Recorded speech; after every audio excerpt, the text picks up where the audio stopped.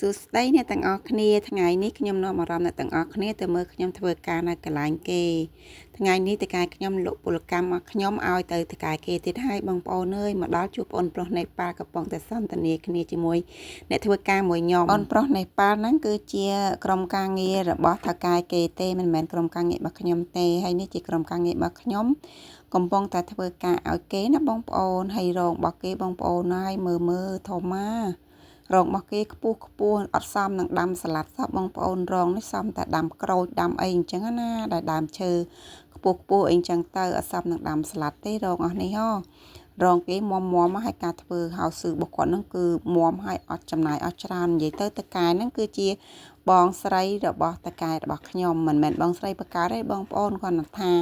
គាត់រាប់អានគ្នាគាត់ចាប់ដៃគូមួយគ្នារស់ស៊ីមួយគ្នាអញ្ចឹងណាអញ្ចឹងហើយគាត់រាប់អានគ្នាជាបងជាប្អូនហើយគាត់ក៏ជាអ្នកដឹកនាំតកែខ្ញុំឲ្យ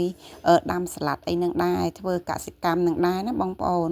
និយាយទៅគាត់ហ្នឹងក៏ចិត្តល្អដែរគាត់ថាគាត់និយាយច្រើនតិចព្រោះគាត់ចុចចិត្តអួតអញ្ចឹងបងប្អូនធ្វើការកន្លែងគាត់ម្ដងគាត់តែងតែសួរថាសាឡាត់គាត់ល្អអត់បើយើងឆ្លើយថាល្អអត់អីទេប៉ុន្តែបើយើងឆ្លើយអត់ល្អគាត់សួរតឆ្លើយថាល្អបងប្អូននិយាយទៅគាត់រៀងស៊ីជូដែរតកែហ្នឹងហើយកន្លែងគាត់បន្លែជួនកាលល្អជាងកន្លែងខ្ញុំប៉ុន្តែពេលខ្លះអត់ល្អជាងកន្លែងខ្ញុំទេបើយើងនិយាយការពិតអត់បានទេតតែបញ្ជើគាត់ដែរអញ្ចឹងព្រោះថាយើងដឹងថាគាត់ស៊ីជើបើថាយើងថាអត់ទេបន្លែខ្ញុំល្អជាងគាត់តាមសួរយើងសួរតថាបន្លែតកែល្អបេះបាត់កេះច្រើនអញ្ចឹងមិនគាត់សប្បាយចិត្តហើយនេះជាកន្លែងការងាររបស់ខ្ញុំទេបងប្អូនព្រោះថាតែធ្វើការកន្លែងគេអត់ទៅធ្វើពេញមួយថ្ងៃទេគឺទៅធ្វើតែមួយល្ងាចមួយរសៀលអញ្ចឹងណាចំណាយសកម្មភាពដាំនេះវិញគឺជាកន្លែងការងាររបស់ខ្ញុំទេបងប្អូនតកែខ្ញុំគាត់ឲ្យដាំម្ដង2រងអីចឹងណាដាំ2រងយើងដាំទាំងអស់គ្នាអញ្ចឹងហើយអត់ចំណាយពេលវេលាយូរទេបងប្អូនចំណាយពេលតែ2ម៉ោងអីហ្នឹងគឺយើងដាំហើយ2រងហើយបងប្អូន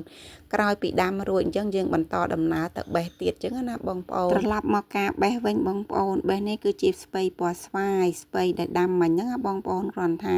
បើយើងដាំបន្លែថ្មីទុកត្រៀមសកួរនឹងបោះចោលបន្លែចាស់នេះបងប្អូនគាត់ថាបន្លែនេះចិត្តដល់ពេលចោលហើយព្រោះថាអាយុវាកាន់តែច្រើនស្លឹកវាចាប់ផ្ដើមស្រួចចេញផ្កាអញ្ចឹងយើងបេះលែងកើតណាបងប្អូនតួលែងអត់ចង់ចោលក៏ត្រូវតែចោលដែរព្រោះថាស្លឹកស្រួចយកអត់កើតពេលដែលបេះរួចយើងមកកន្លែងឆ្ងាយអញ្ចឹងគឺយើងជូនកេះដាក់ឡានដើម្បីដឹកយកទៅទុកក្នុងឃ្លាំងអញ្ចឹងណាបងប្អូនមិនតែបើយើងបេះនៅគៀនឃ្លាំងយើងអត់ចាំបាច់បញ្ជូនដាក់ឡានទេគឺយើងដឹកអតេសចូលទៅក្នុងឃ្លាំងហ្មងអញ្ចឹងណាបងប្អូនហើយសកម្មភាពវីដេអូខ្ញុំនៅក្នុងថ្ងៃនេះក៏មានតែប៉ុណ្ណឹងដែរបងប្អូនហើយក៏អរគុណច្រើនសម្រាប់តែបងប្អូនដែលចូលចិត្តតាមដានវីដេអូរបស់ខ្ញុំតាំងពីដើមរហូតដល់ចប់ជូនពរបងប្អូនសុខភាពល្អសំណាងល្អណាបងប្អូនអូខេបាយបាយបងប្អូន